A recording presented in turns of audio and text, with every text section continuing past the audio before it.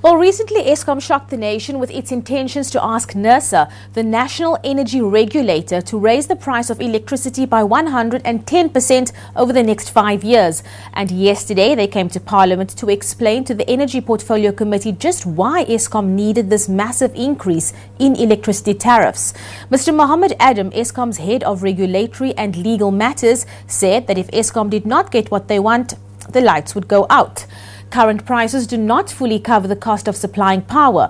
Mr. Adams said the increase would also help the electricity supplier to serve its debt incurred to build new power stations and distribution networks. A stable supply of electricity is essential to power economic growth and improve the quality of life of all South Africans. And that is the one factor that we need to balance in everything else that we want to do. The second, Chair, is that current electricity prices do not cover the full cost of supplying electricity, and the application continues the migration towards cost-reflective tariffs. Chair, we believe that the fact that electricity must be produced must be paid for. The fact that it must be cost-reflective is the best for the economy. The only issue is how do you migrate to cost-reflective tariffs, and we've considered that in our application. Chair, in considering that, we recognize that we need to be mindful of the impact on the economy and on households, and especially small business and the poor. Eskom said the company was also taking a hard look at its costs and tariff structures. It's also trying to catch up on security of supply. The current process, the MYPD2, is for a period of 3 years.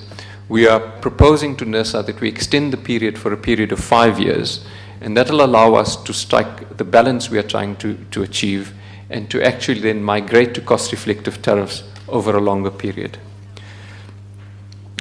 Chair, the one thing we believe that as Eskom we owe to South Africa, we have a duty, and that is to be as efficient and well-run as possible. So we have also looked hard at our costs for efficiency. We have contained our costs. But the one truth remains, Chair, and that is we are unable to pass through exactly inflation or below inflation costs. And the reason for that, Chair, is as a country we are playing catch-up in two material respects. The first is costs have not been cost-reflective. And Chair, you will recall that this has led to a funding problem in the past, and we are therefore playing catch-up in terms of cost-reflective tariffs are concerned. The second, Chair, is we are playing catch-up in terms of security of supply. Our system is constrained, and in order to keep the lights on, it means that we need to take extraordinary measures at higher costs in order to keep the lights on.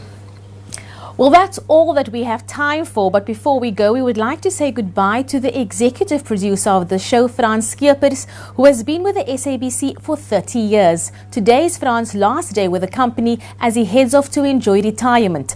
Frans, thank you for all the work you've put into this show, as well as for your service over the past 3 decades. We wish you well, and we hope that you now get to spend lots of time with your new grandson. But we'll be back with more news and views from Parliament tomorrow morning. Until then, goodbye.